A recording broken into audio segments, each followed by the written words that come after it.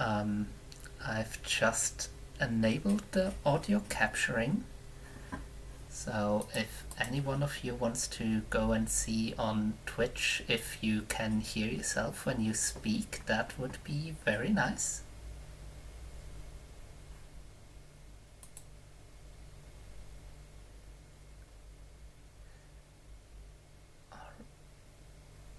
Yeah, I think everything works so far.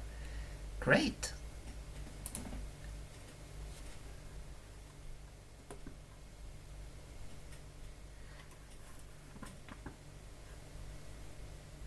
Yeah, the link to Slido is on Discord, and Twitch is... good question. I think just twitch.tv/SwissRPG.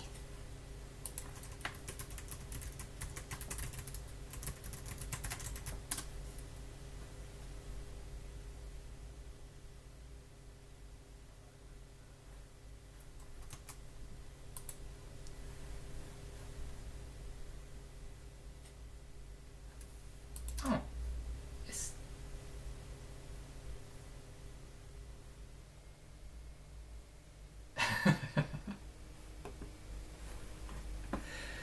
Lovely.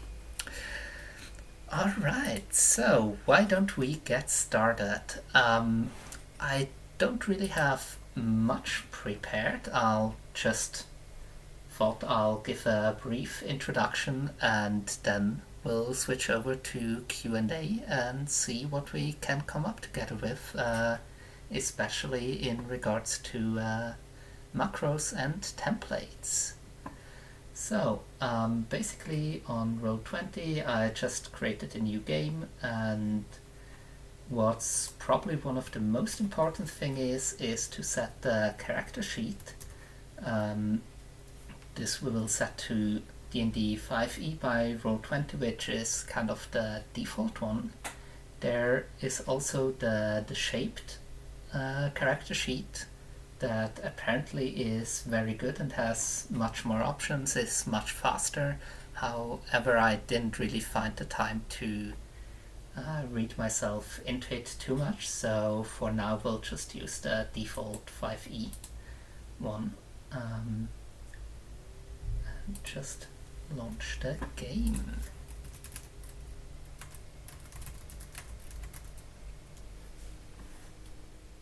Then let's just quickly create some random character. Actually, I should.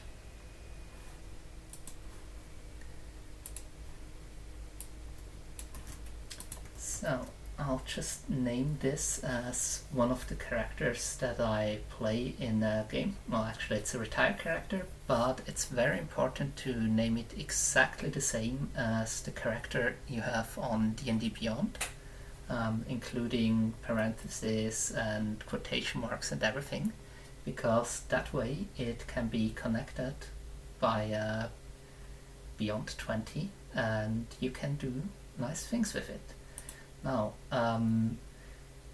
as DM you will see all the player's character, however the players won't see them in their own journals, so you need to make them visible in their journals. We can quickly switch to a player's view. That's basically when you go to the settings tab on Roll20, you can rejoin as a player, and then it will show you, or it should show you, how it looks like when you were a player. So you see the journal is completely empty and I only have the default player tools. I can then go back to the settings and rejoin as a GM. As soon as it loads. Exactly, so now the character, we can go on edit again and I can make it visible to my in quotation marks player. Let's also drop a token in there. Alright, very nice. And then we can drop out the character. Now, one of the things we can do with the character is to give it an aura. For example, I don't know, Spirit Guardians or whatever, which I think is a 15-foot aura. And currently only the player controlling the character would see that aura. Let's quickly get the second character out here. Give this character also an aura. This time we'll give it the red aura. As GM we can see both of them, however if I rejoin as a player, as soon as it loads, sorry for the delay, as soon as it loads as a player we only see our own aura but not one of other players, which isn't that nice. However, we can change that. As GM, when you go to the settings, scroll down to aura, you can enable the see permission for players, and once you enable that, all the players can see that aura, which is convenient if, for example, you have a warlock that casts darkness on themselves. Now we can see both auras. Then next on my list is this character has a name, and we can display the nameplate if we like. However, down in the lower left corner I'm still called Pascal V. What I usually tell my players to do is to put the name of their character there, and then followed by in parentheses their name.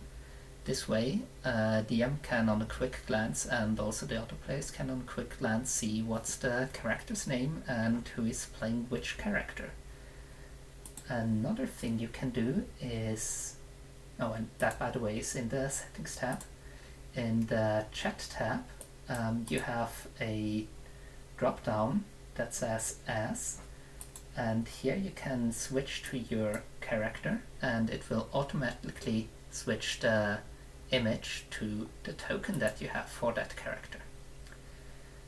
Now, the next thing we'll look at is the bars. I usually use bar 1 for the health, bar 2 for AC, and bar 3 for temp HP. And I know a lot of other peoples are now silently screaming that this is wrong, and I don't know, bar 2 should be used for health or whatever. Yeah, so when we do that, I usually have the health always displayed as a bar, the AC, however, only displayed in the bubble because I don't need it all the time, and if I need to look up the AC, I can quickly do that. So let's also give this one some values. And as we can see, as a DM, we can see both of them. And if we rejoin as a player, we should only see our own health bar, not the one of our friends. Exactly, that worked. Perfect. Now, what we can also do as a GM is, should actually also pull up the profile of that character. We can link it to the D&D Beyond character sheet by ways of the attributes. So after each bar we can say what attribute does this correspond to. We'll use HP for the health point for the first one. The second one will set AC, and for the third one we set temp HP, which is HP_temp, and save that.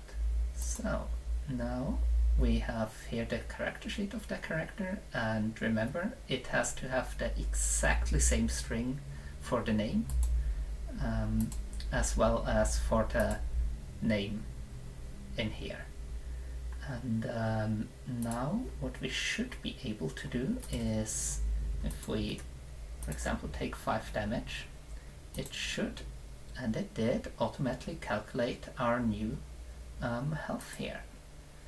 Now if we level up this character, for example to level 5, we now get 42 health total, and it's also reflected over here. If we change the armor class and I don't know, just add 2 armor to it to a 17, go back over here, it didn't update, so that's a limitation. I'm not sure, to be honest, if we change it to a bar. Let's just try that real quick. Remove them again. No, so the AC doesn't sync. However, the HP, which is kind of the important one since people are keeping track of them, does sync. And I think you should also be able to sync it the other way around, or not. It's 4, 5 more. Yeah, no, sorry, it's only one way, so only D&D Beyond to Roll20, not the opposite way. Yeah, so that's basically the syncing. Now, if we create a new page, and we can also switch characters over. If we create a new page and then drag out the characters again, we'll notice they don't have any aura, they don't have their bar set, and that's kind of annoying because now we would need to do that all over again. One solution to this would be to simply take the characters and copy them over like this. Works, but what if now something happens here and we switch back to the other map? Do we have to delete the ones here and then copy the ones over and then that kind of sounds annoying, and there is a better way. With the characters, when we open them from the journal, go to edit. As GMs we have the default token. Now we can select a character token with all the settings that we have. Can also give it some statuses, whatever. And we need to select it, to highlight it, and then we can say you select a token and it will be the default. Save changes, and if we go over to the other sheet now and we now drop it over here, you see it has again the default token properties. Now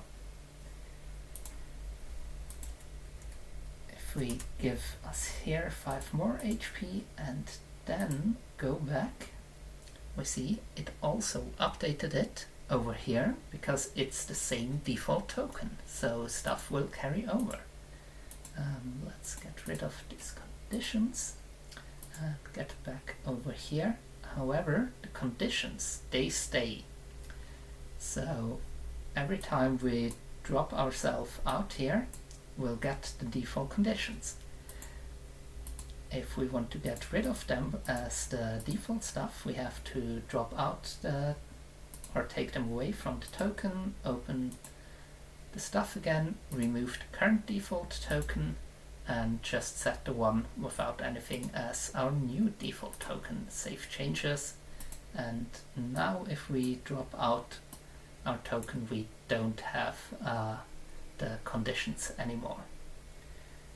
That's one thing that we can do.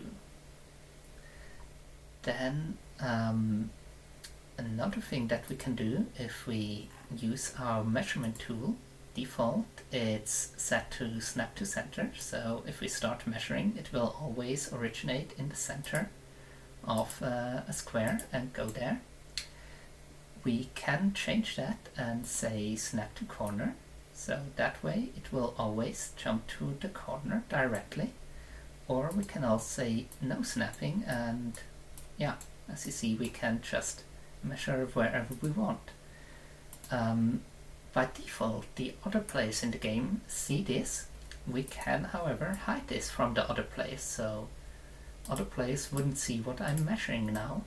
However, be aware the DM will still see this, so if you're trying to hide something from the Game Master, that won't work. You've also seen me now taking multiple measurements, and they all add up to a full path. This can be done by simply starting measuring, and whenever you want to drop a waypoint, you can either press the letter Q, like, I don't know, Quasimodo or something. Q. Actually, we can drop it as a text. Make it big. So the letter Q on the keyboard. While you're measuring, you can just drop Q here, Q here, Q here, and it will set waypoints. You can also use the right mouse button, so I'm holding down the left mouse button all the time, and if I click the right mouse button, it will also drop a waypoint, which is more convenient in my view since you're already using the mouse.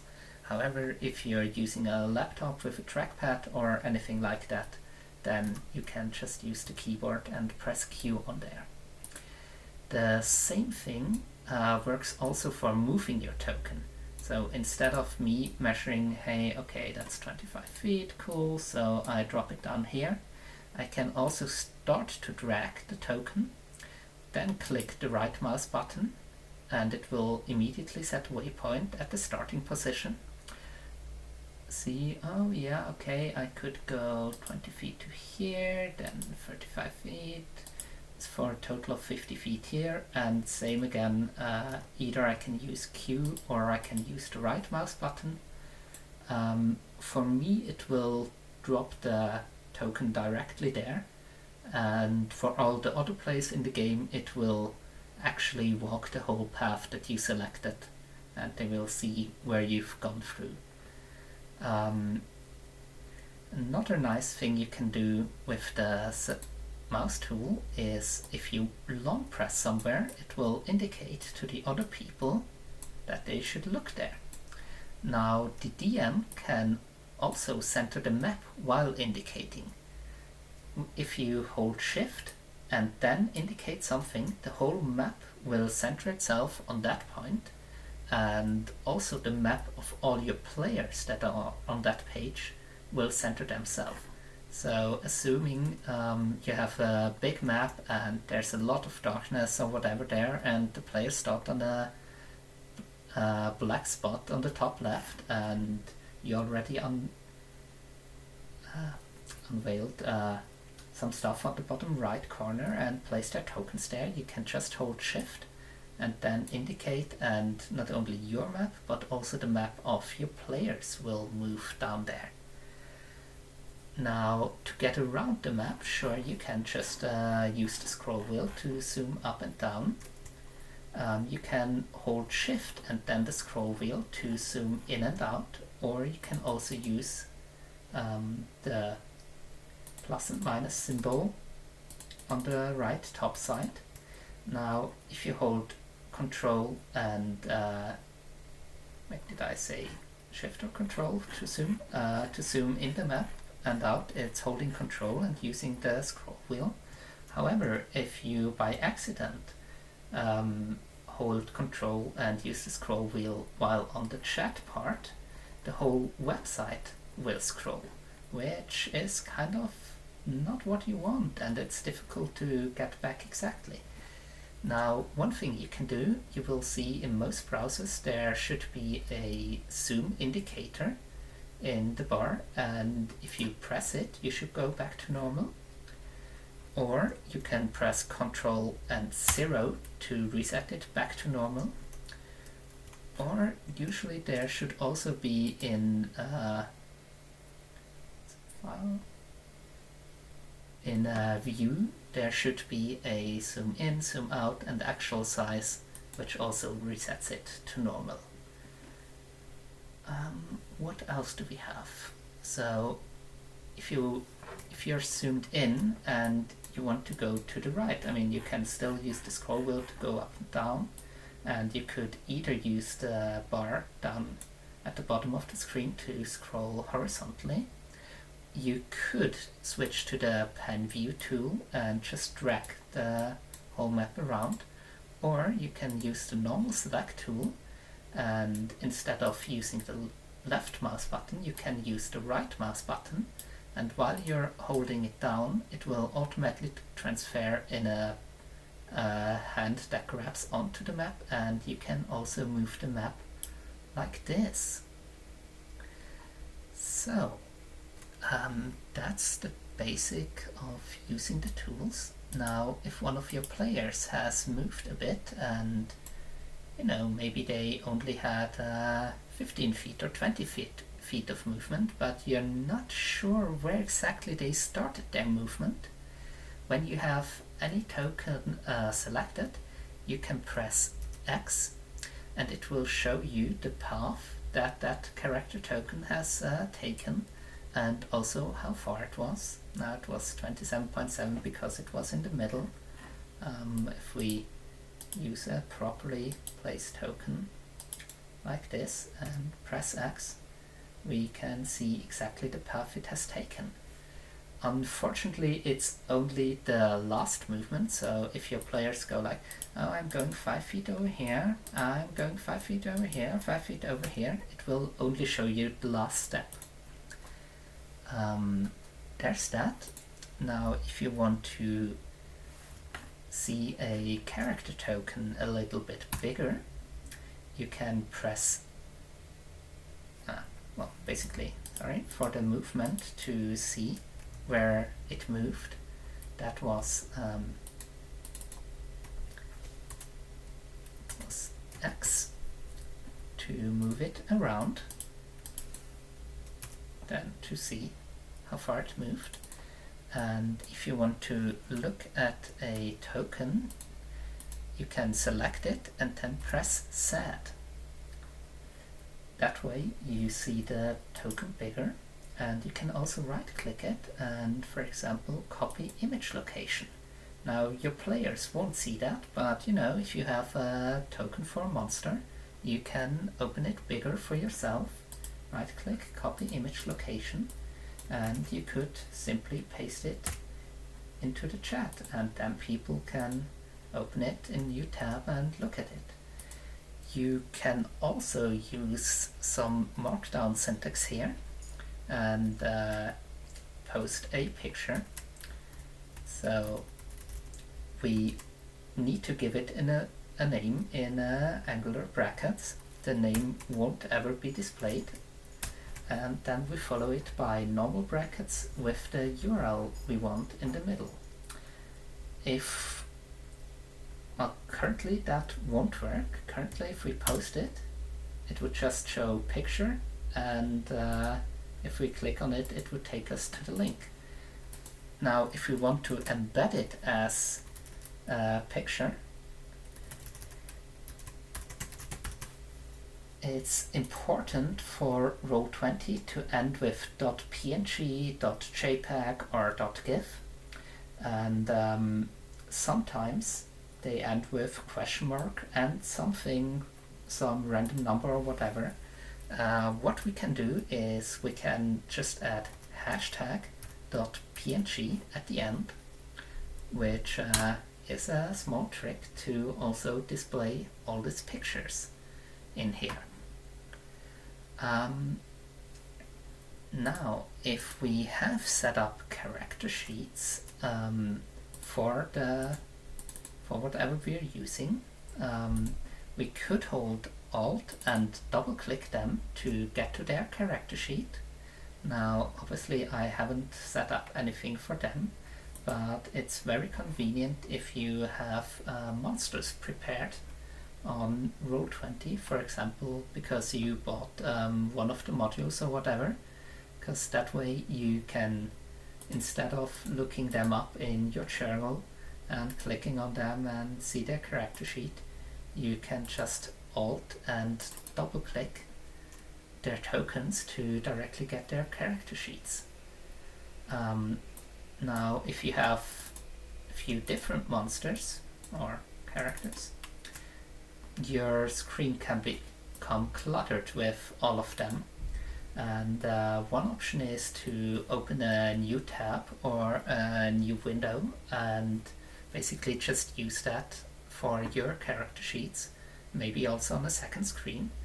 Or you can also minimize them by double-clicking the title, and that way they're minimized and kind of in the background, and you can pull them up whenever you need them. You can also open them in their own tab if you like. So there's that. Then some of the questions that I've got was, hey, can you just have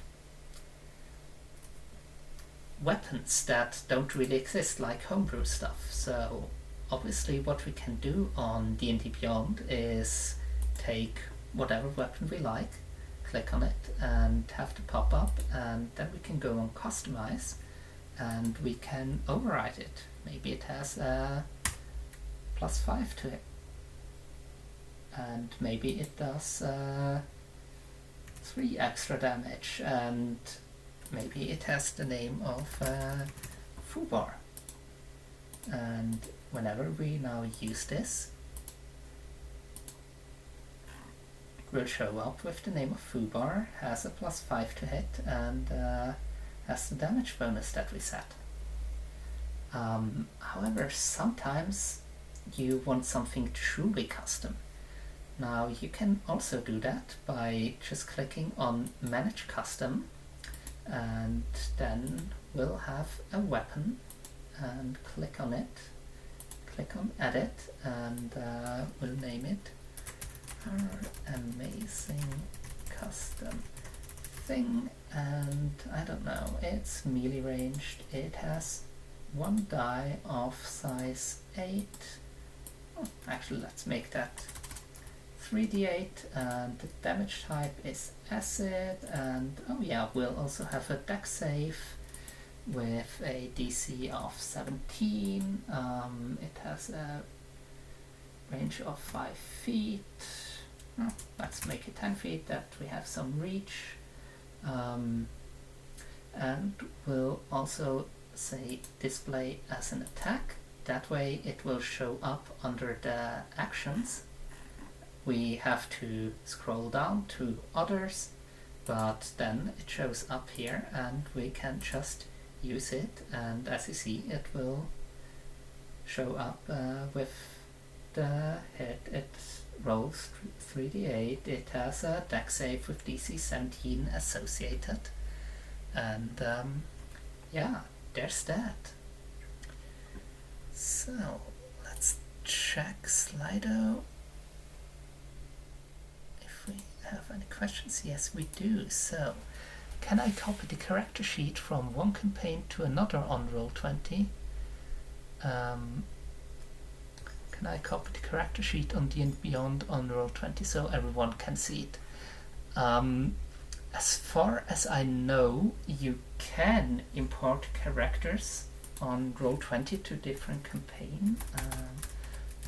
Character.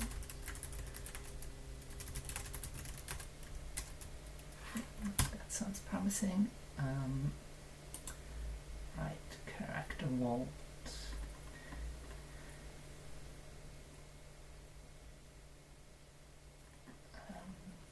Do you need any special or any paid subscription for that? I don't think so.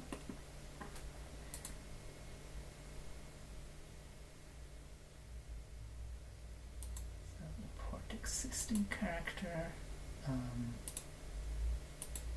Yeah, so it seems that you can go on app.roll20.net/vault and import there any character that you like, and then it is in your vault, and you can then export it to any game that you like. Let's try this, and it shows up over here. So yeah, that is how you copy characters from one Roll20 game to another.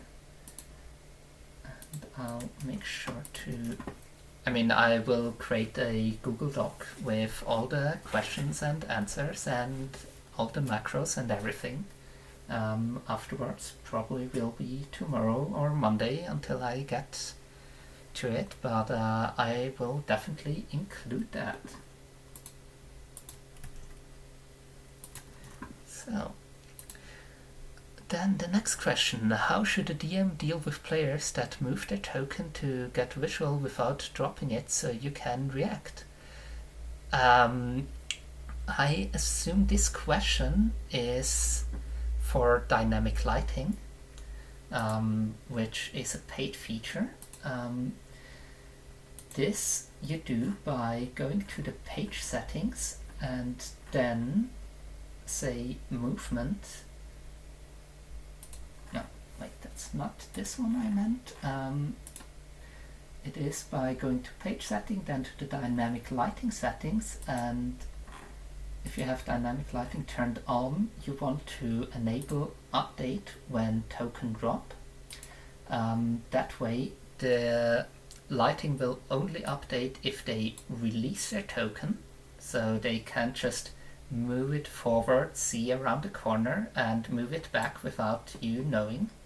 But only when they drop the token, it will update the view for them. It's always good to set that option, because otherwise when you move it 1 pixel, it will re-render the whole lighting for that player. So especially if people have older computers, it's good if you set to only have it drop or update when you drop the token.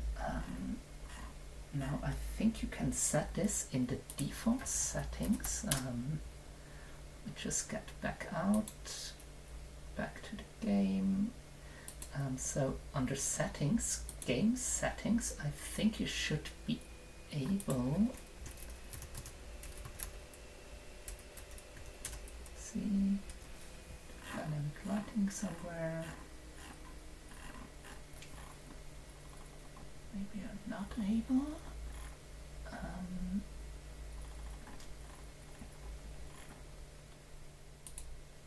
For game settings, dynamic lighting, turn dynamic lighting on and then update when token drop on, and that way all the pages that you create will automatically have dynamic lighting enabled and the update when token drop enabled. That's one thing. And then the other thing that I first thought was this thing is with the dynamic lighting, you want also to enable in the main page details the movement restriction. So that means if you have some kind of barrier and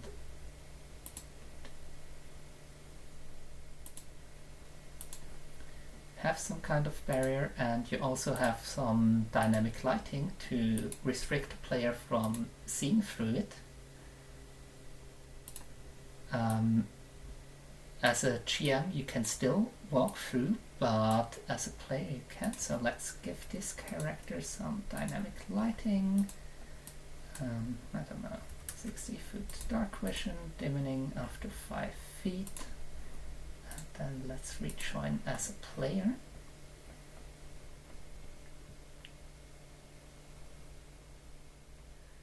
So I have 60 feet dark vision, and you see I can't just go up here and scout around, but only when I drop the token it will update the field of view.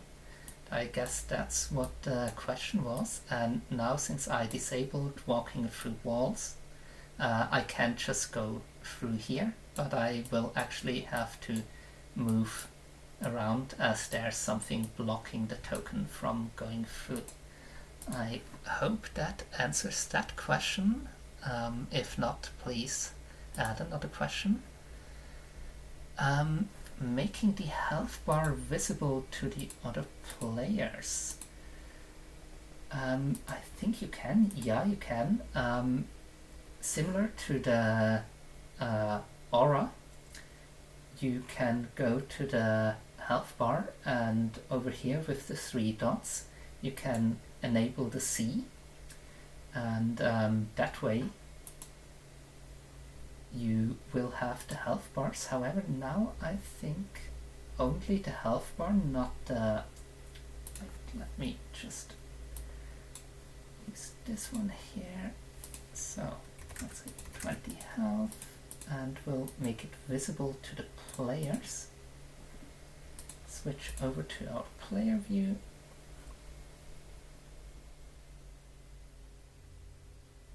Come on, Roll20, be nice.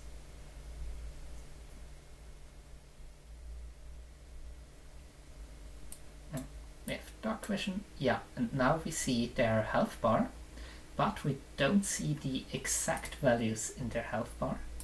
If we join as a player again,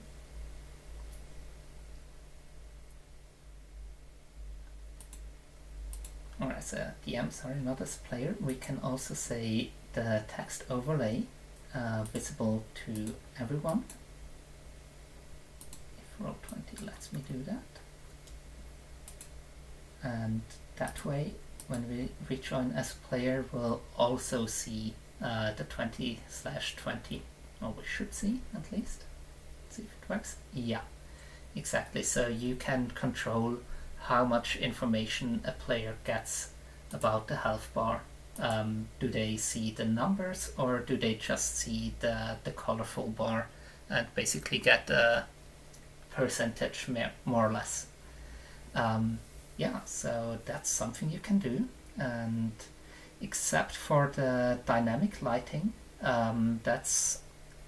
you can do all of that with the free subscription. So as a DM, you don't need to have any sort of paid subscription for any of that, except for here the dynamic lighting stuff.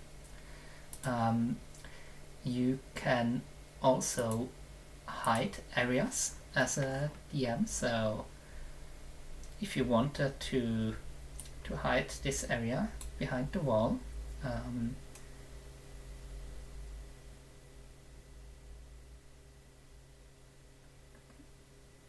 yeah, so we'll turn on Fog of War, and first of all it will hide the whole page. We can also turn Fog of War on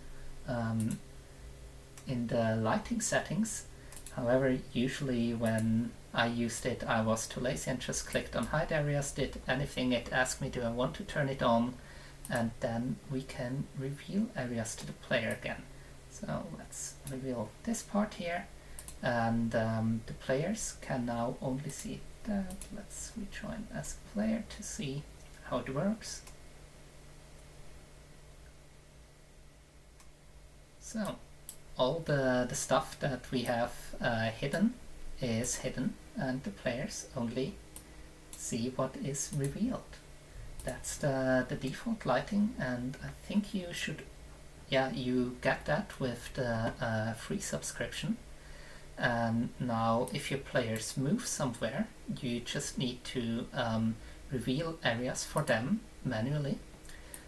You can either do it with squares, or you can also use the polygon tool. With the polygon tool, you just drop it somewhere, and whatever you select will basically then be the polygon. And yeah, now to kind of make nicer regions, you can hold the Shift key, and what that does, when you hold Shift and click somewhere, it will snap automatically to the next grid point. So we could do something like this, for example.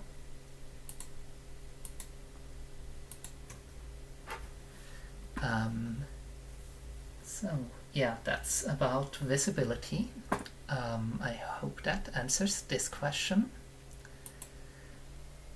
What is the easiest way to use Shadow Blade as a weapon? So let's go back to our sorcerer here, and I think sorcerer gets Shadow Blade, and I think it should be a 3rd level spell. Don't we? Damn it. case. Wizards definitely get, and of course I'm not smart enough. Let's fix that. So, wizard, let's drop 8 levels of wizard there. Add the shadow.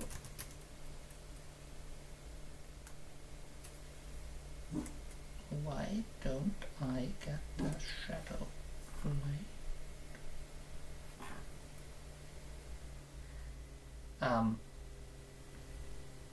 Is it the second level? Why is it not on the list here? Well, doesn't really matter because I have a character that has Shadow Blade, so we'll just use that one.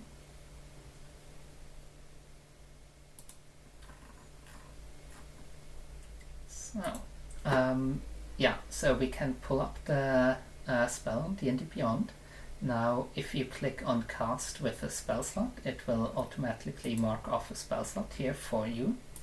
Or if you just cast on VTT, then it won't. So, now we've done that twice, and now I assume how to use it as a weapon on Roll20, right?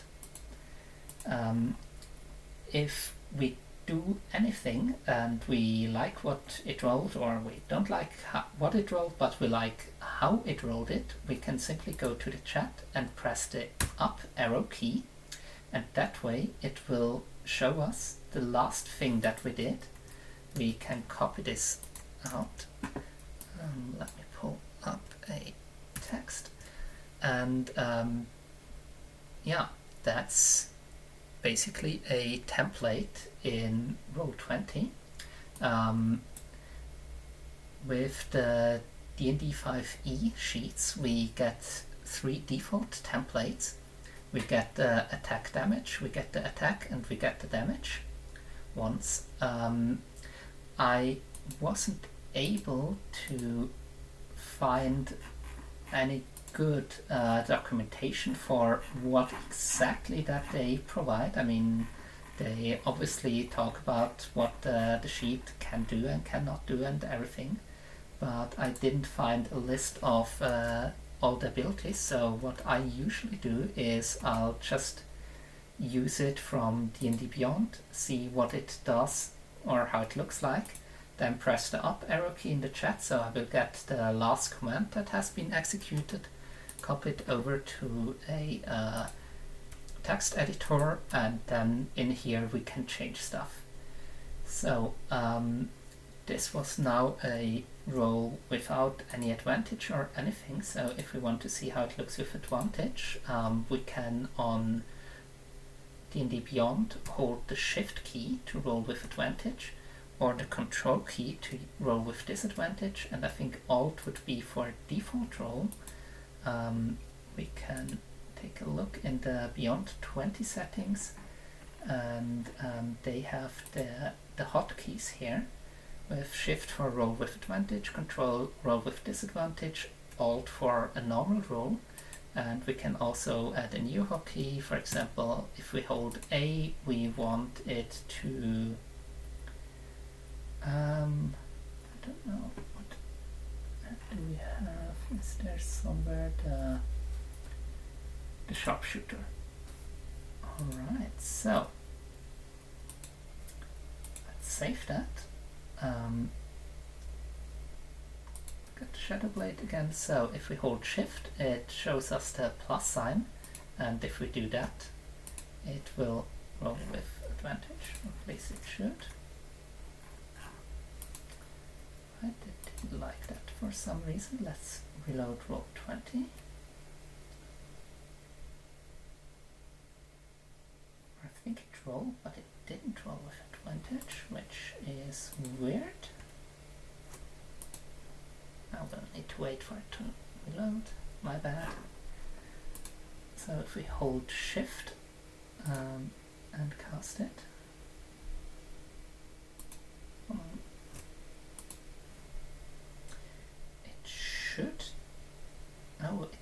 only roll the damage? Why did it only roll the damage? Oh, let's go for something. Let's go for the scimitar. Yeah, alright, this one it rolled with advantage, so we can get this one for later to see the differences. And now we can also use our custom one, so if I press and hold A on the keyboard, the custom one that I made, it should add the sharpshooter to it, so which it didn't for some reason. Alright, but yeah, we'll get to that later. So if we take a look at these two commands that it had, we can just do test. We can just copy it and paste it in here, and it will roll with advantage. And as you see, it's always different rolls, so there's no fixed number in there. Basically, we have a character name. Currently that's set to Genevolin, and we'll see that down here in gray. What we can do is we can use this. We can use then brackets open, selected, dash, I guess, token underscore name, brackets closed, and with that, if we have nothing selected, it will say, hey, you attempted to roll a command, but have nothing selected. If we select something and do it, it will automatically take the name of whatever we have selected. So if we do it for Bacchus, it will use Bacchus. So that's one thing. Then our name is just the main name it has, so the Scimitar of Warning. I mean, we could rename it to Shadowblade. It has the modifier, which is a +6, so let's put a +2 in here for now. And as see, it will show up as Shadowblade and display our modifier here. However, if we take a look at the roll, so always if you hover over the roll, it will tell you what it rolled. So in this case, it has rolled a d20 +6, not +2. And this is because of this part here. R1 is roll 1 and R2 is roll 2. In here it's still a +6, so let's also adjust this to a +2. And what else do we have in here? So R1 is roll 1, R2 is roll 2, then attack equals 1 tells it to display the attack portion, which is everything up here, and damage equals 1 tells it to display the damage portion. Then damage 1 flag is just to use the damage 1, because there can also be multiple damages, and for damage 1 with everything we have between the angular double brackets, tells it to roll. So for example, in that case 1d6 +3, we could make it 2d6 +3 plus I don't know, 1d4 times 2, for example. Damage type is slashing, we can change that to slashing magical, for example, so our DM will know that it's magical damage. And for the crits, we can also set it to something. So as we know, for crits only the damage die will double, so that would be 2d6 plus 1d4 times 2. I mean, that's just for demonstration. I mean, we could just use 2d4s. And in here it says advantage equal 1, while up here for the normal one it says normal equal 1, so your options are either normal equal 1, advantage equal 1, or disadvantage equal 1 to tell Roll20 what to use. So let's try this command. Now it shows up as slashing magical. It will have here our damage calculated. Now, what if we have something like Hexblade's Curse, where we score a critical strike at 19 and 20? Then we can just use critical strike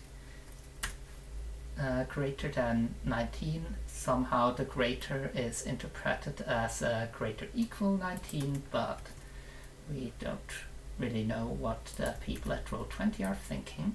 And if we paste it now, it looks the same since we didn't strike a critical, so let's lower the critical threshold maybe to a greater or equal to 5 on the second one, and on the first one we can have it greater or equal to 10.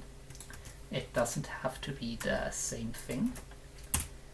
And hey, here we actually rolled a net 20, and here we also have a critical according to Roll20, but since we're rolling with advantage. Now here I rolled really crap, and for the second one it would have been 5 the threshold, and for the first one 10. So let's do that again, and now it worked. So for the first one threshold is 10, so this one isn't a critical. However, here the threshold is 5, so this one would be counted as critical hit and thus do the crit damage. Yeah, so there is that. Now if we have multiple damage types, we can also do that. Basically just copying stuff over. So we use damage 2 flag equal 1. Damage 2 is, I don't know, maybe just a flat 10. Then we don't need the angular brackets. We can still use them, but we don't need them since we're not calculating anything. But we'll just leave them in. And damage 2 type is, I don't know, sharpshooter. And for crit 2, since we don't have any dice, we don't need anything in here, so we'll just leave it empty. And I think that should work. Just try that real quick. So exactly, now we have the damage 1 on the left side and the damage 2 on the right side. Now since here on the right side the crit is unnecessary, we can just omit that, and let's see, it should work. It still displays the plus because that's just baked in, but it doesn't say the crit part anymore. And as we see here with the crit, that's just some random text. So we can change that to any random text we like, and still, and it will get displayed here. We can, to do that, sorry, we can also just leave it away to have smaller stuff, and just have 18 plus 13. Basically the angular brackets is the same, or everything that's in here is the same as if you would type /r and then anything. What that also means is if we're hungover or too drunk or whatever and we don't want to calculate, we can just enter 18 plus 13 plus 10 in here, and it will be nice and calculate that for us. What else do we have nice here? So maybe we not only have the sharpshooter, but we also have sneak attack, which would be 3d6 for example. Then usually what we do is just use a separator. I mean, it can be anything. We could have a minus, we can't have a minus and we can't have a star because they're special. But I mean, we could have any combination of special characters that we desire to separate the damage type. Maybe not.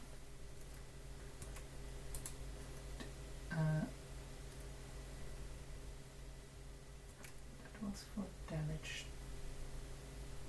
2. Oh, does it actually need to be this one? I thought that's just convention, my bad. And let's get rid of the critical strikes so we don't crit all the time. Is that what was here?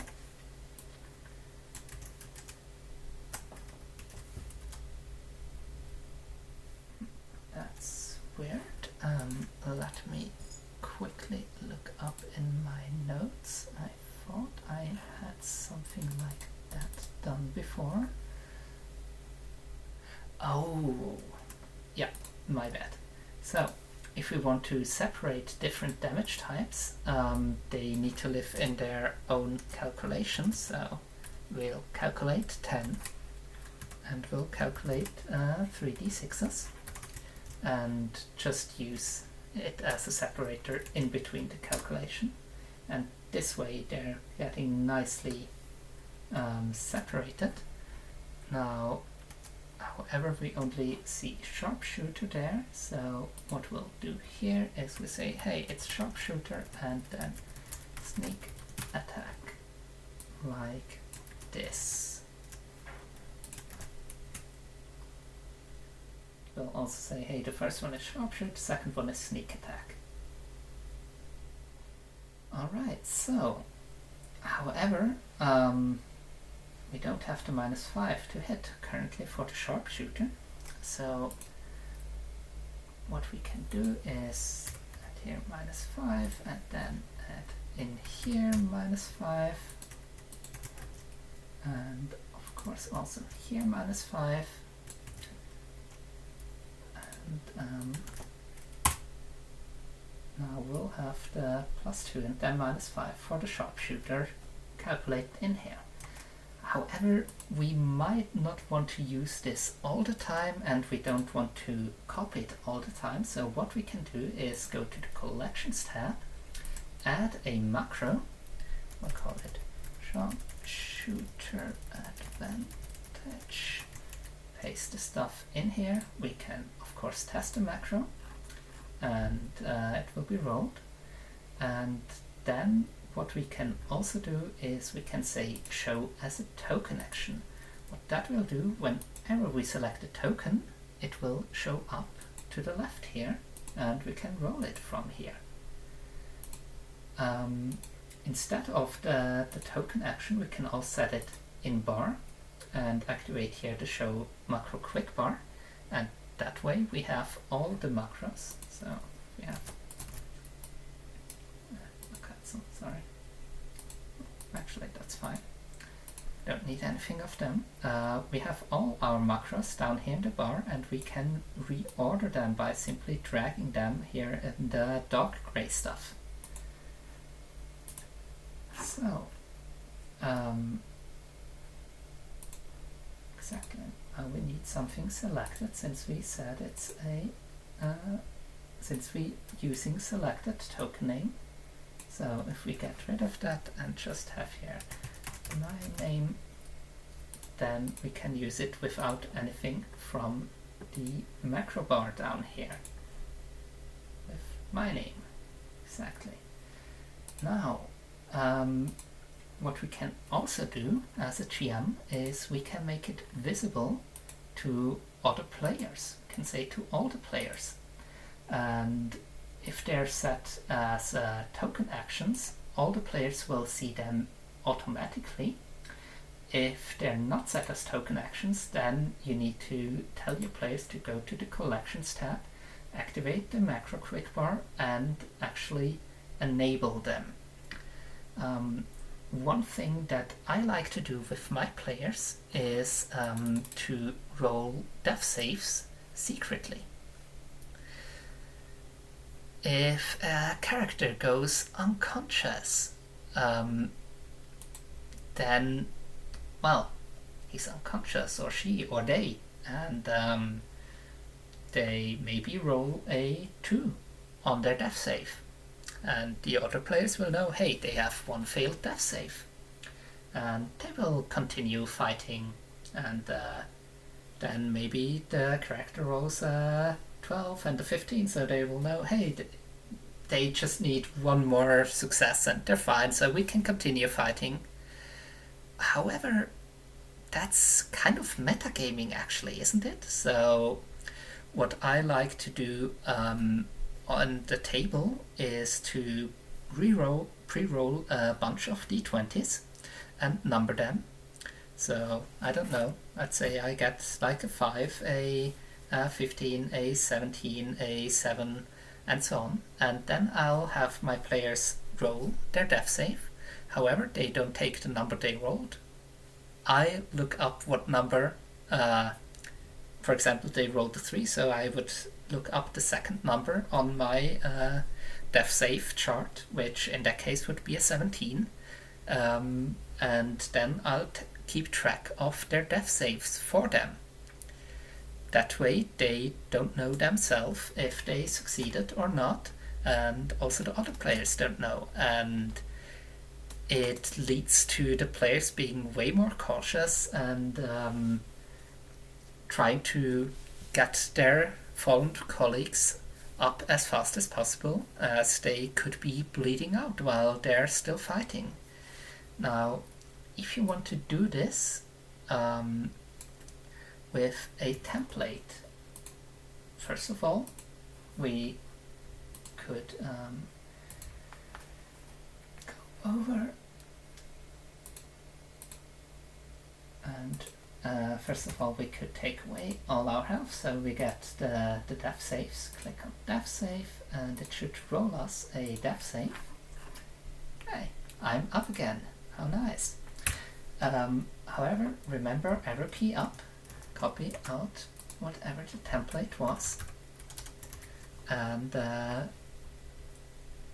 yeah, we have a death saving throw, no modifier, it's just d20, it's just normal, and we could make that into a macro death save like this, show as token action for all the players, and that way all your players would have a death save. Now, what's kind of annoying is the name is hard-coded. No matter what token I select, if I select Bacchus, death save, it will show up as Dormuria doing the death save. So we can fix that, of course, by going in here and using, as before, the selected, and from the selected the token name. So let's do that real quick. Like this, save changes, and if we now roll death save with Bacchus, it shows up as Bacchus. However, that's still rolling out in the open. So how do we mitigate that? We can whisper to someone. Usually you can type in /W for /whisper, and then the name of the character that you want to whisper to. So, for example, I want to whisper to Dormuria something. God damn it. And only Dormuria would see that, and me, who sent it. There's a special character in each game, which is called GM for Game Master, and we can whisper them, hey, question, can I attack blah blah blah, and they can respond, whisper, Yeah, sure, go ahead. And we can whisper anything really. So we could, for example, whisper our Shadow Blade attack to them if we like. So we can /W GM and then paste in our Shadow Blade attack. Yeah, we want to whisper to the GM. Come on, Roll20. And that way it would whisper that attack to the GM only, and the other players wouldn't see that. So we'll do the same with the death save. We put the /whisper GM in front, and that way only us and the GM will see whatever death save we've rolled. Now, if you want to experiment for yourself, you could obviously always whisper and then your own name in front, so only you see it, but that gets tedious with the time. So there's also a built-in talk to myself, and if you have that activated, whatever you do will not be, well, if you still whisper it to someone, I'm not sure what happens, but let's roll d20, and it looks like a normal roll except for the talking to yourself, and that means no one else will see that roll, not the GM, not the other players. If you want to switch back, you have to use talk to myself space off, or I think talk to myself to get back in. You can also just talk to myself. Yeah, so if you have talk to myself enabled and you use the /talk to myself command again, you will no longer talk to yourself. Now another thing, since we have macros here, for example, sharpshooter advantage, that's a bit long, let's just call it SA. We can call other macros, or we can call macros in here. If we use hashtag, it will show us what macros we have, and we can use the SA macro in here. We can also, let's create one without advantage. We just call it S, and we'll get rid of the advantage. We change that to a normal equal one and get rid of the second roll. Save changes. We could use them from the bar, or we can use here a new one, name it pew pew, and then let's actually ask a question. We're asking question by question mark and then angular brackets. Do you want to pew pew with advantage? Now the first thing we put in here, it's just a question it will pose.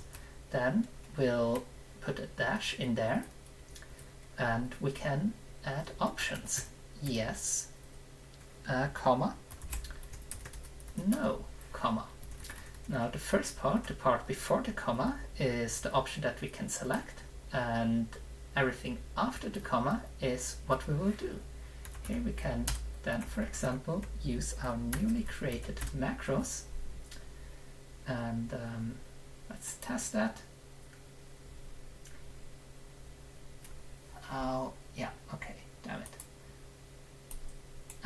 Yeah, so basically what's happened here, let's just do something.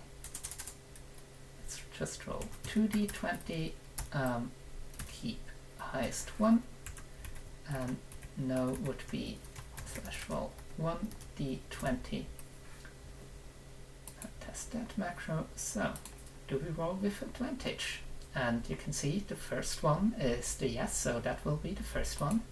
That's automatically selected. It rolls us 2d20 and just keeps the highest.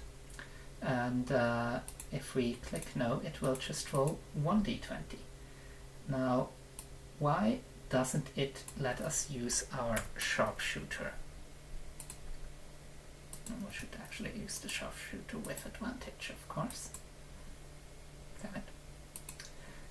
It looks strange, right? So it has the first part, the template, double point attack damage.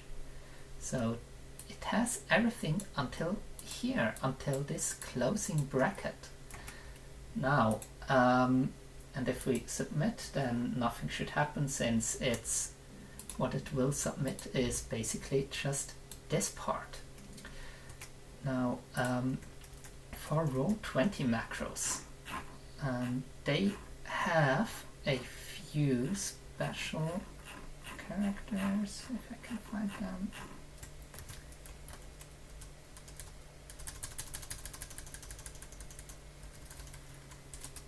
I should have prepared this. I'm sorry for the delay. Yeah, exactly. So, there's a problem if you use either the dash, the comma, or the closing angular brackets. If you nest them within a question, since the question will kind of assume that they're part of its command. Because if you remember, the question is always built like this. So first it's a question mark, then the angular brackets, then whatever you like in here until you use a dash. Then we get into options territory. Options always have a, actually,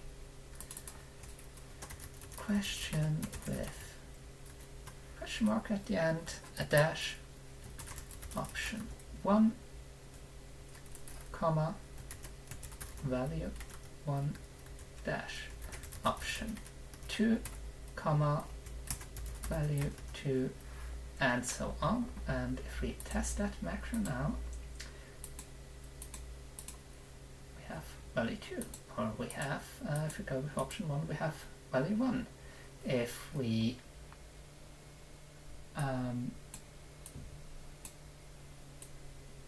how's that?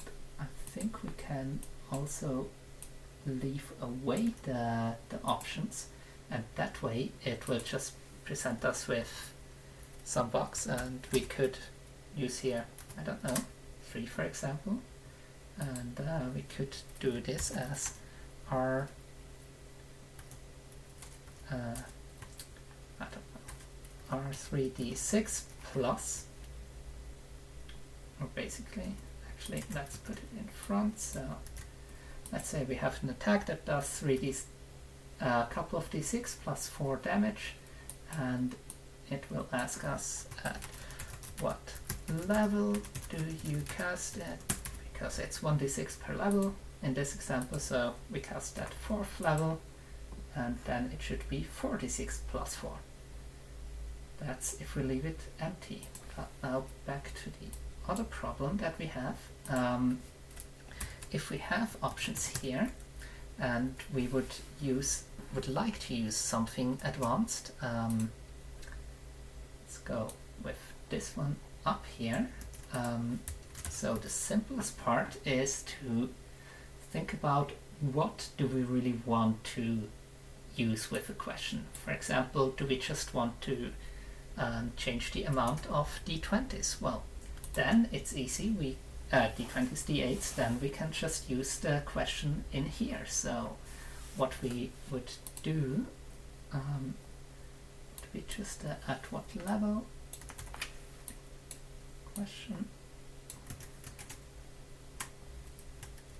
and we would put it in here, and then we should be able to simply use that.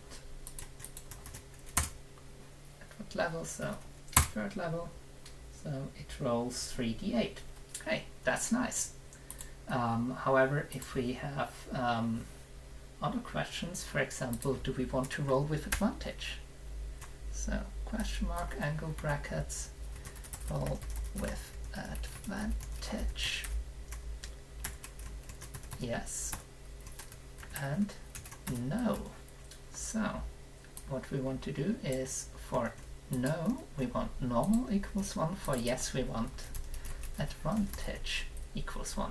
However, as we remember the special characters, we need to replace this, and with this value over here twice, because there's 2 closing brackets. Alright, let's pop this copy over and see what happens. So it first asks us still at what level, so level 3, roll with advantage. Well, yeah, why not? And we don't have an attack roll, so that's completely utterly useless. So let's add an attack roll. So roll 1 and attack equals 1. And now what we also need is a second attack roll, right? Since we're rolling with advantage. So let's also pop this into the yes part, and we need to replace the 2 closing brackets over here also. Since we don't use a comma or a dash in here, we don't need to replace them. And let's see what they do. What level? Still 3rd level. Roll with advantage. Yes, please. Now, as we can see, it rolled twice and it rolled with advantage, and we even got a crit. Alright, so there is that. Now, yeah, if we want to use macros embedded, we would have to change all of these closing angular brackets here. We would have to replace all the dashes and like this one, and all the commas, which we don't have. They will work still fine if we do that. So for example, let's just replace here these 2 closing brackets, and let's replace here this 1 closing brackets, and then test the macro. So as you see, they still work perfectly. I think. Don't they? Last time I tested, they did. Let's make baby steps here. Okay, they don't work perfectly anymore. In that case, Roll20 changed something. So in that case, you now need to pay extra attention if you want to do something or not, like that. And yeah, so it's kind of hard to call other macros inside here, but it is possible. Right, let's go back to the questions. Is it possible to number monster tokens? I keep losing track if I have a lot of the same monsters. Well, yes and no. I mean, you can go to each monster and you can give them a name, like, hey, that's 1, that's 2. I'm pretty sure there is a way to number them when you drop them. However, I don't know how, but I can look that up after the session, and if I find a way, and I'm pretty sure there is one, then probably yes. However, if we add them to the turn, what we can do, like if we have them, I don't know, this one is at 2, this one is at 5, this one is at 3, then we sort descending. What we can do is, if we hover them, they will be outlined with a yellow square around them, which probably isn't the smartest thing with the aura, so let's just turn this aura off for now. This one also off. So, as you can see, if you hover over them in the turn order, it will highlight which token is the respective token. Yeah, so I will go over that question and see if I can find an answer. Can you take care of a third attack roll from Elven Accuracy with macros? Yes, you can. So there are a lot of different dice references that Roll20 has, and for example, you can keep or drop stuff. So what I mean with that is we roll 4d6 and we keep the highest 3, so for stat generation, for example. Now, as you can see, it rolled a 2, a 5, a 2 and a 6. However, it only kept the highest 3. We could also say instead 4d6 drop lowest 1, and it drops the lowest one for the same effect. So if we want to roll for Elven Accuracy, we could roll 3d20, keep highest 2, or we could 3d20 drop lowest 1. What I usually do in the macros for that, yeah, so let's go with this one here, since we already have something for advantage. We have here the roll 2. The roll 1 will always be 1d20, right? For roll 2, we would get a second d20, but since we have Elven Accuracy, we get 2d20, and here we keep highest 1 or drop lowest 1, whatever we prefer, so keep highest 1. And if we do that, let's test that. Third level, so we don't have advantage, it's just a normal d20 roll.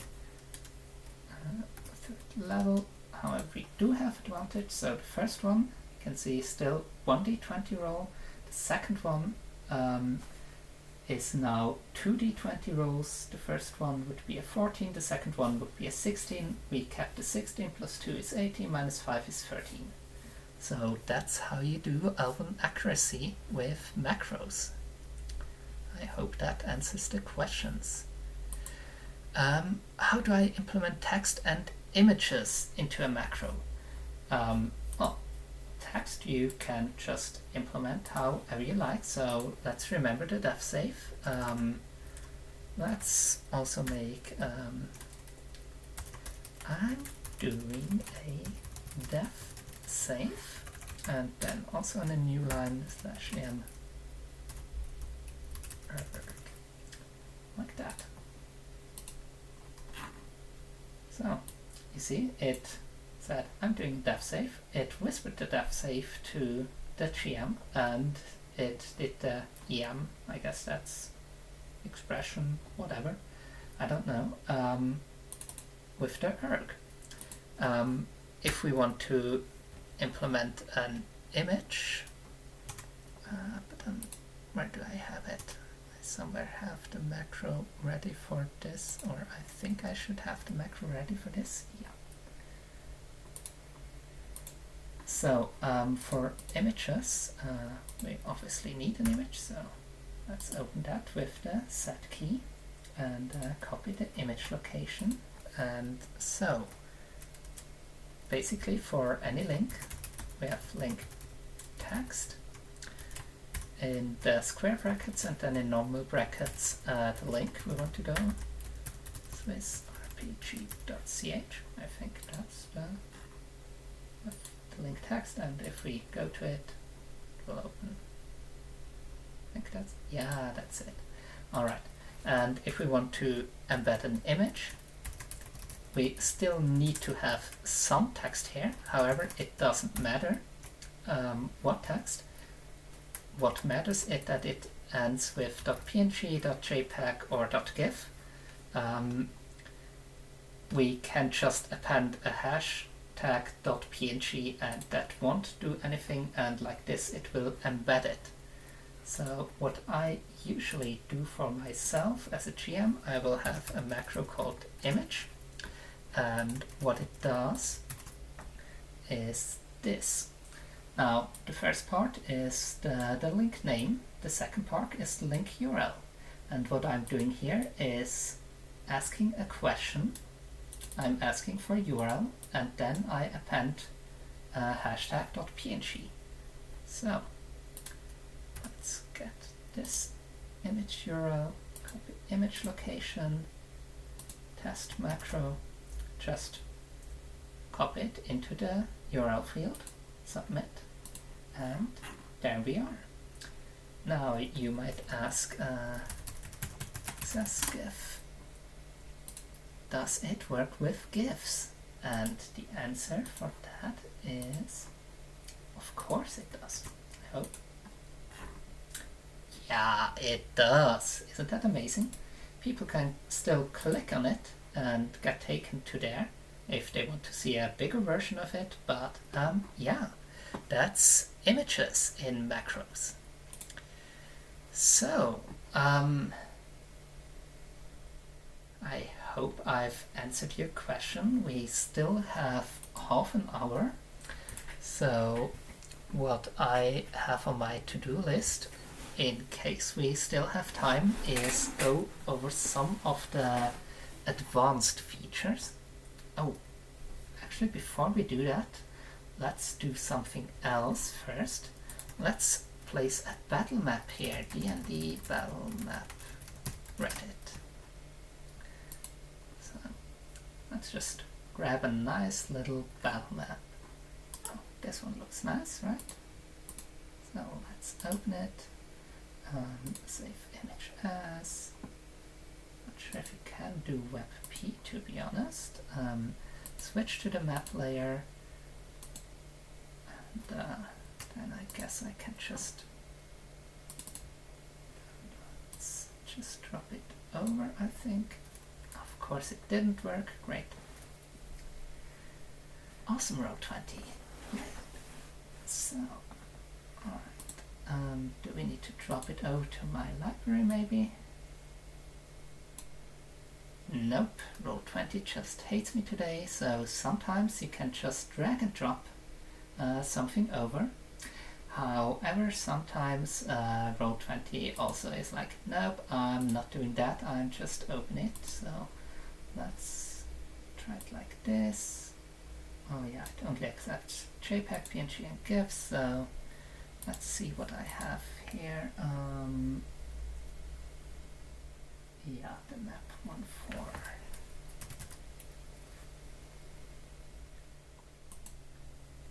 Guess that should suffice. It's a map from Icewind Dale, so I hope I don't spoil you guys too much if you play in an Icewind Dale campaign. Sorry.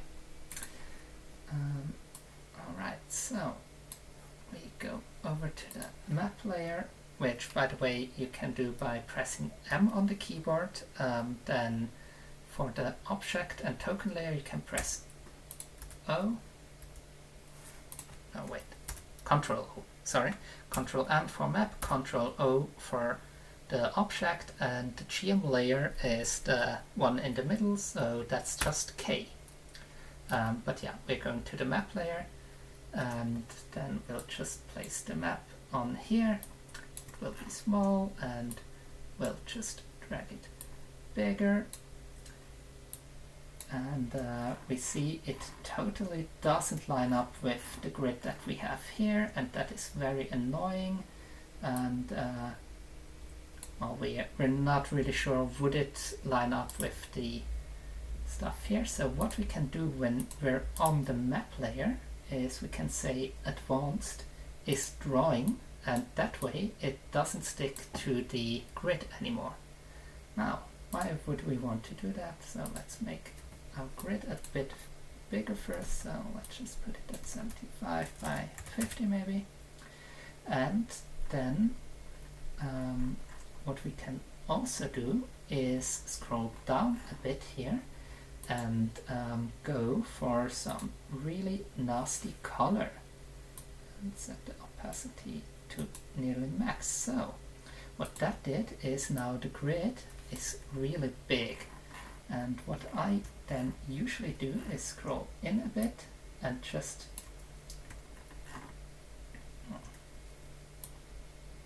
adjust it. See, we're still too small, so we still need it to be bigger. So does it line up with the grid? Okay, so now if we take a look, okay, we're actually in the height we're good with the grid, right? But in the width we're not yet, so still too big. See, still a tiny bit too big, so if you see here it's still a bit over.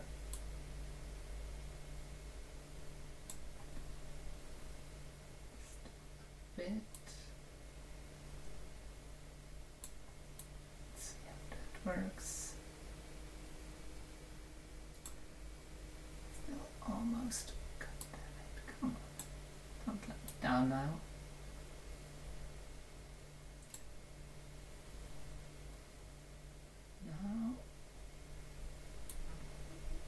Since we're still a bit too big, right? So if we take this here as our starting point, yeah, we're still too big. Alright, so let's... yeah, exactly.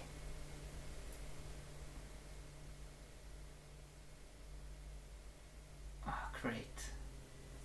But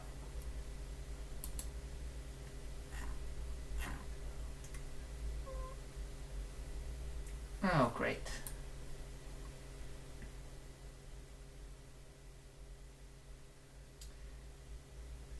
Yeah. Great, so...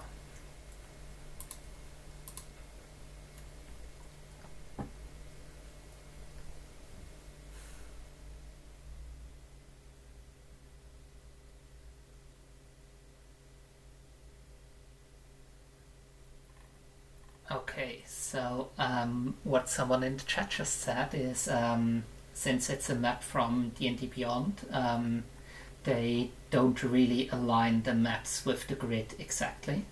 So what they do, or what they did, is just deactivate the grid. You can do that by basically setting cell width to 0 or opacity to 0, and then there won't be a grid on Roll20, or I think you can also deactivate the grid.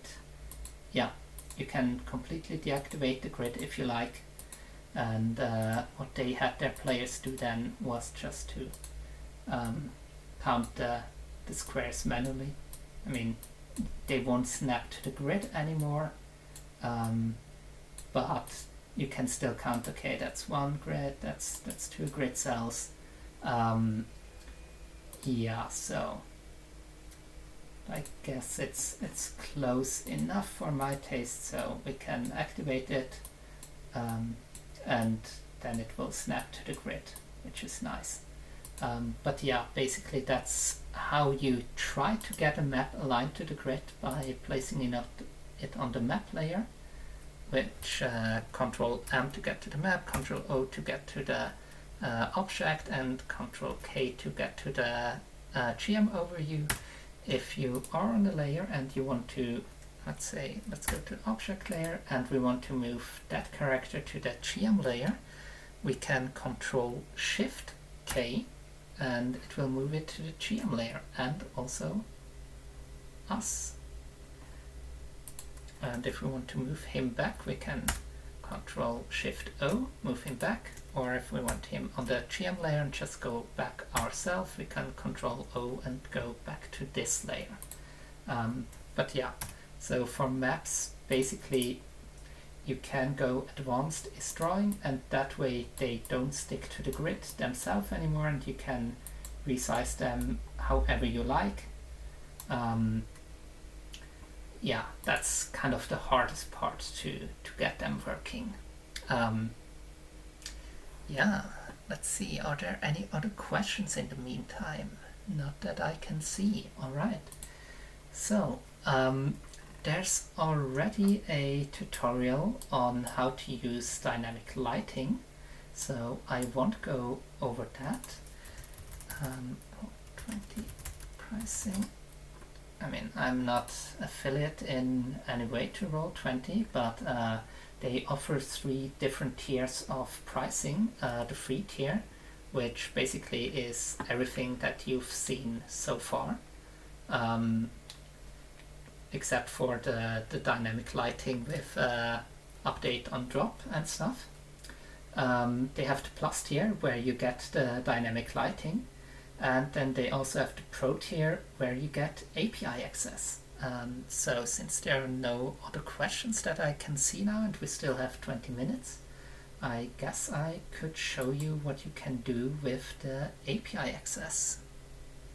Unless someone has a question or any other suggestion.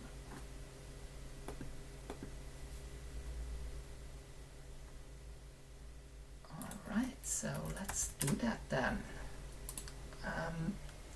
So if you go into the game and you have the API access, the pro subscription, you have API scripts here, and there are a few pre-made scripts for you. There are countless articles and YouTube videos and so on what's the best. You can also use your own scripts, which are just JavaScript, and they're not like officially supported or whatever, but I mean, they are officially supported, but you're responsible for your own scripts, and there is also in their wiki what exactly you can do. So for example, I have one script that's not officially supported by them, which is a map teleporter, which just basically registers the teleporter and then does some stuff. I got it from GitHub, and I can also put the link there. If you're interested in that, well, what it does is we can go to the GM layer, and then we just need any token, doesn't really matter what, so let's put a crackcat up here, and then a second one, didn't it copy it up? Oh, then a second one over there, and so let's put it over here, and this one just here in the middle. And what it does, we give it a name like teleport,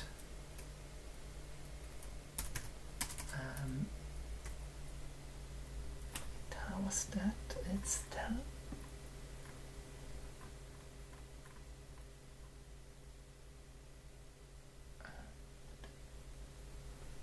was with letters. I haven't used that in a long time. I'm terribly sorry. Let me just look it up, how exactly it works.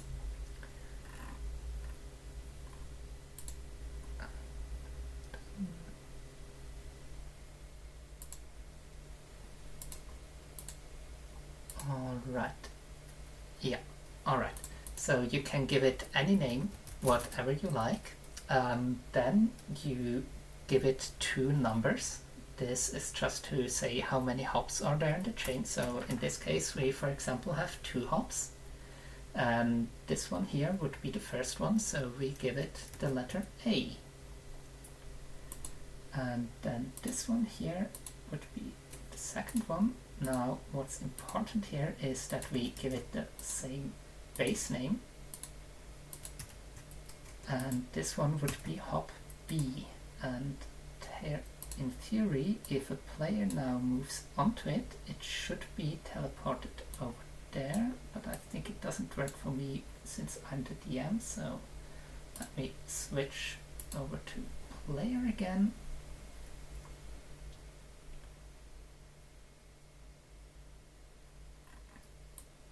So if we move over here, and it's teleported over there, and if we want to go back, we can step back. Now, what's important for this to work is just that you have a whatever token you like for your teleporter on the GM layer. You can add a second token to the map layer to indicate that there's a teleporter if you're a nice DM, or maybe you want to use it as a trap teleporter or something and don't tell your people that they can teleport from there. Or you could also just make it one way, so if you tell it, hey, there's 3 hops in the chain, not only 2. This teleporter here to the right would try to send it to teleporter C. However, there is no C, so it doesn't do anything. Yeah, so that's one of the scripts that I found on the internet, and that's just a completely custom script. And if you want to write your own scripts, I find that these scripts are a good starting point, since they use a lot of the stuff you want to use.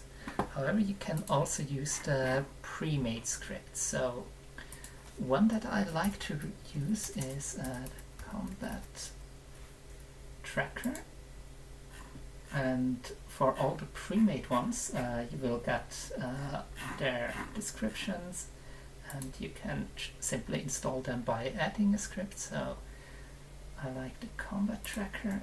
Let's reload here real quick, and then I can show you what it does. So as a GM, first let's clear this.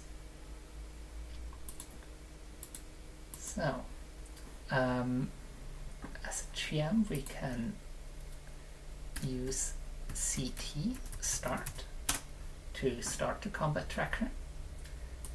So let's add these people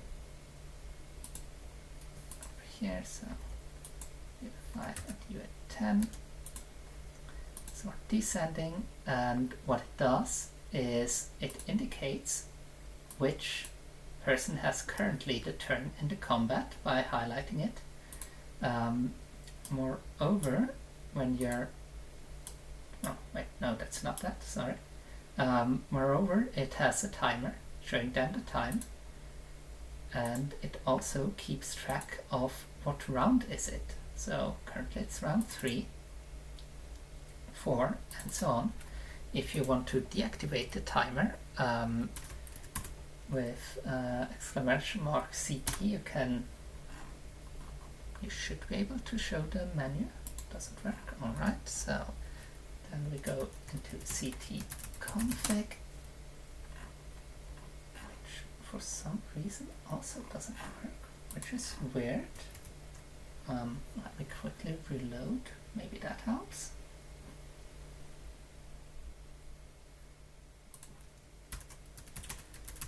Config.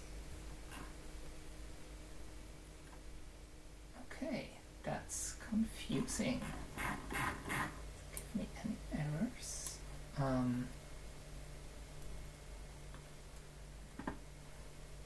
That's confusing. Let's see, let's try it in Chrome. Maybe it's something with my plugins or whatever. I don't want Isodale.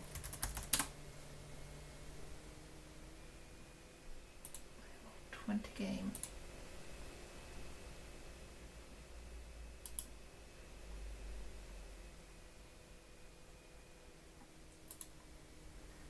Does it work in here? Config.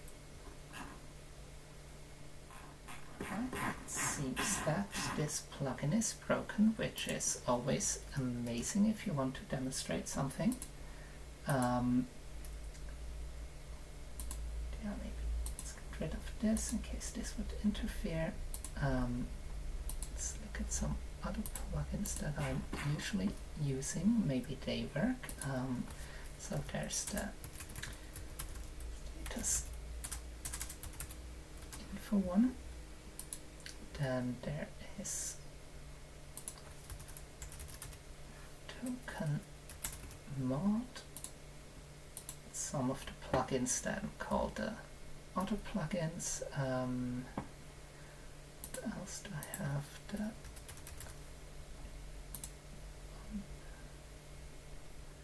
Oh no, that one I don't want. Group initiative.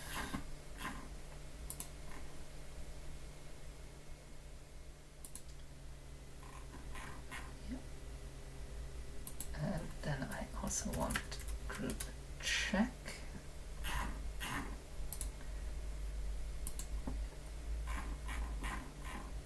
And lastly, let's do around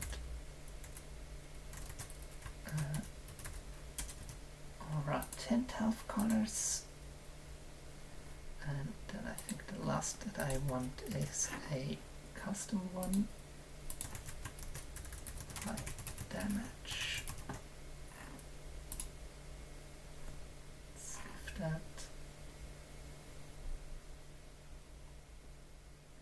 Let's restart the API sandbox, which sometimes also helps. And then let's reroll the game and see what happens.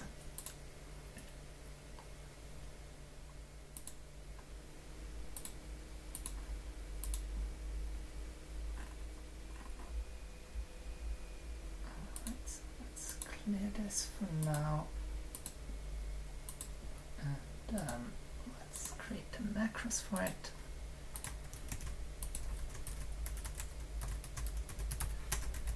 Group check. Then we have group init.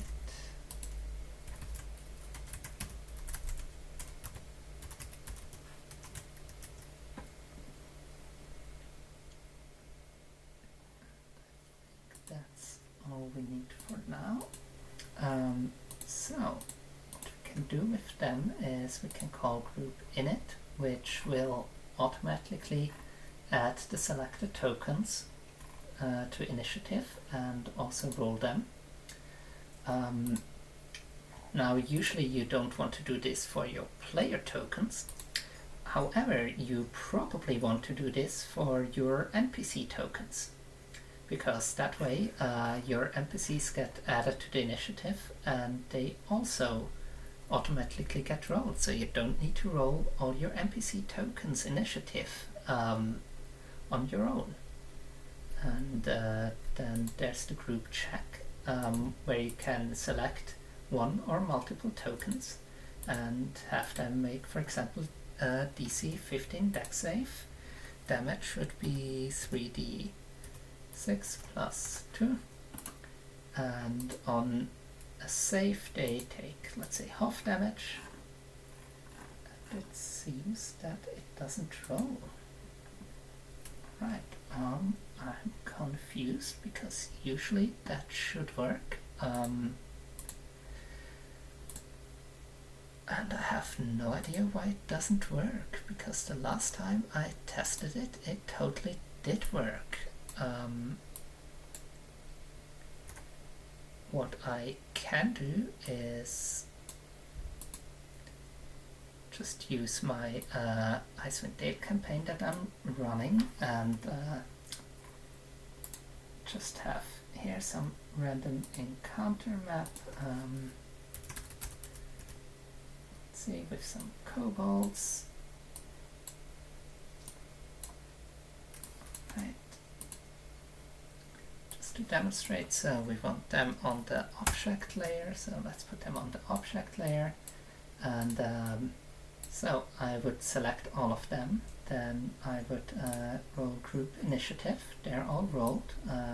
Let's just assume some of my players also rolled their own initiative. Let's sort it. Yeah, Kobold doesn't do anything. Oh, and yeah, here we have the character sheets, obviously, since it's one of the pre-made modules. So with Alt double click we can open that, directly roll from here, and if we hit, also directly roll the damage from here, which is nice. We can also roll the saves from here, but yeah, let's just say they get hit by a fireball, so we'll use a group check on them. I think fireball is Dex, DC, let's put it at 17. I think it's 86 if I'm right, and save for half.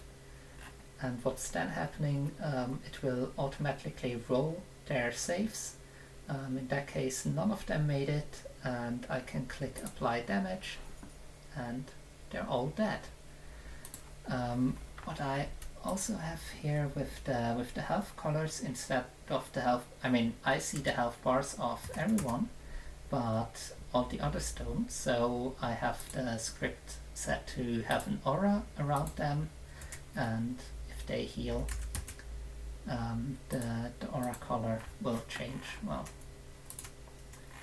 currently it's blue because he has way too many hit points, so let's change that.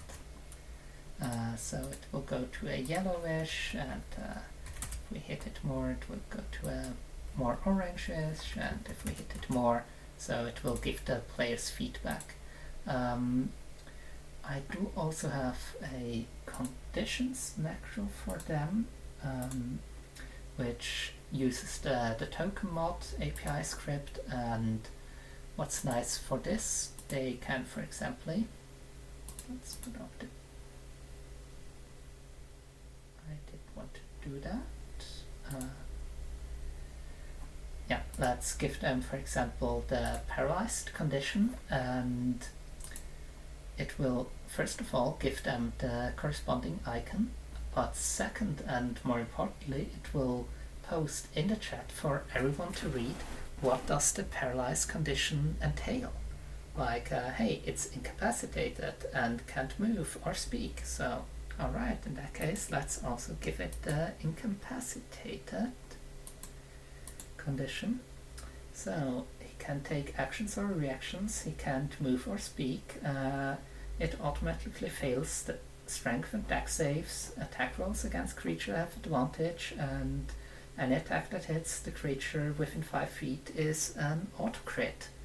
So yeah, instead of people having to look up all the conditions all the time, they can simply read them in the chat at their convenience. Yeah, so that's some stuff you can do with the API. I also have some teleporters, well, not teleporters, map changes for them, where the players can themselves go to the map. So now my player, well, actually I can rejoin as a player. Let's just do that real quick.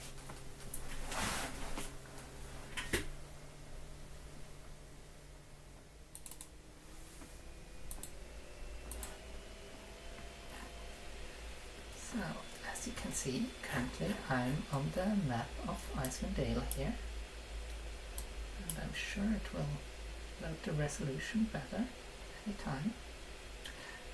But yeah, basically I allow them to travel at their leisure to whatever town they want, for example to Bremen, and it will take them over to the map of Bremen. Then they can go back to the world map and take a look around there, maybe, I don't know, travel to East Haven. They can take a look at East Haven, see, oh yeah, the inn was called White Lady's Inn, and they can rejoin the party, and then their map changes back to the map the party is on currently. So there are cool things you can do with the API access. However, it's totally not needed. Yeah, so most of the stuff you can already do before.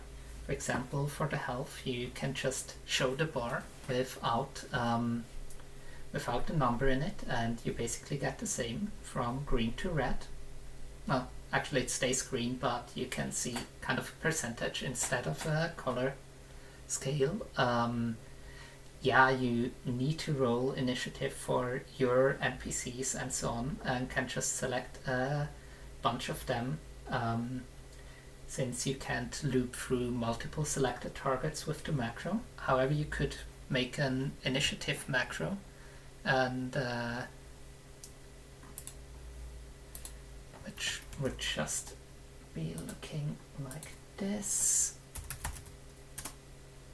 Initiative, selected NPC in it, and I'm not sure what happens when you do that to a player, to be honest. Out. I think probably just nothing happens. Oh, actually they get rolled. Alright, so you can also do it to players. So let's see what happens if we select multiple and kick them out again. So if we select multiple and then roll in it, yeah, it will just take the first one that you selected. So yeah, the whole API stuff, it's nice, it's neat, it's more a useful tool, but you don't need it to do anything advanced with Roll20. Well, not necessarily. You can still move all your players through the maps. You can also move only one of the players to the map yourself. For example, if some player asks you, hey, can you put me to the map of that town? You can just drag their stuff over to the map, and if you want them to rejoin the party, you can drag their icon over to the other players.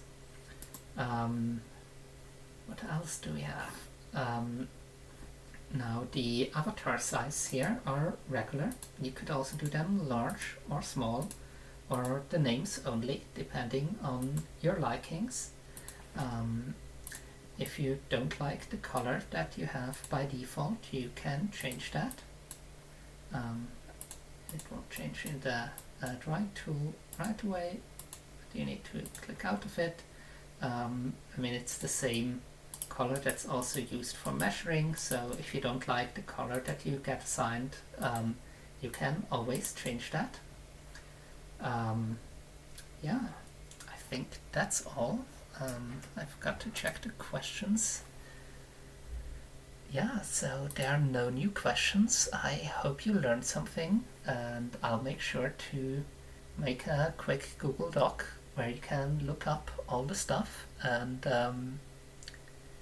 if you have any questions that come up after today's 2 hours, just write them in the GM channel, in the D&D channel, in the role-playing channel of the Discord, whatever channel you think is appropriate, or you can also send me a direct message on Discord. Yeah, I guess that's it. My first stream, I think everything worked, and I hope you learned something. Take care, and happy rolling d20s or whatever you roll.